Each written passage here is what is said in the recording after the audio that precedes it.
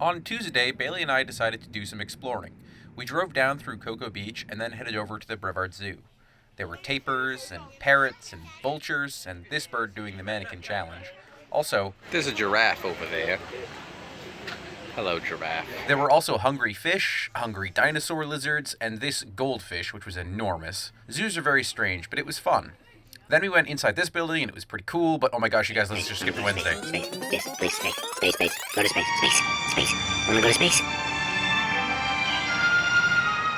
I mean, this thing goes to space. Sorry, I just really wanted to go to space. Well, the Kennedy Space Center anyway. Visiting was almost the entire reason I picked Florida for my trip.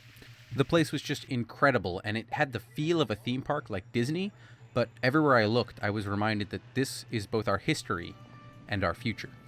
A lot of my friends think of me as the space guy. If there's a space question at trivia, I'm the one to know it. Well, I only sang once, actually. Fun fact.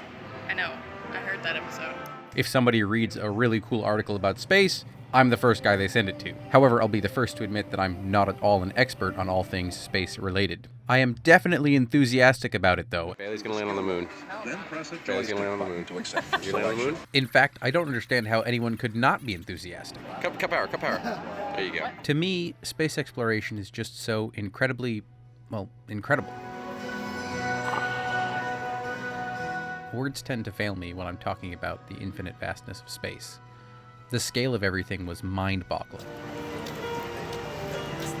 We took a bus tour and saw one of the largest buildings in the world before we headed over to the Apollo Center. You can even touch a piece of the moon yourself. It struck me that these objects, while finite and man-made, create the same feeling of awe as the place they were designed to explore. Holy shit. This is a Saturn V rocket.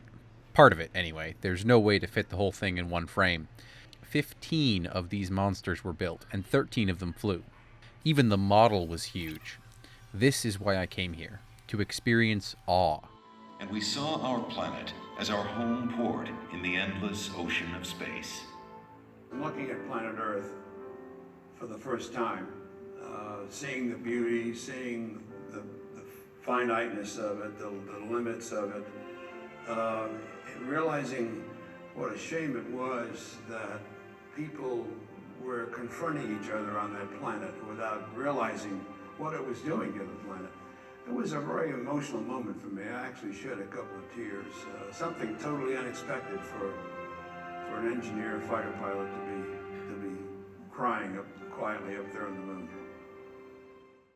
So we had our second day at Kennedy Space Center, and my glasses make it really hard to see my eyes because it's all there. I'll just look like this.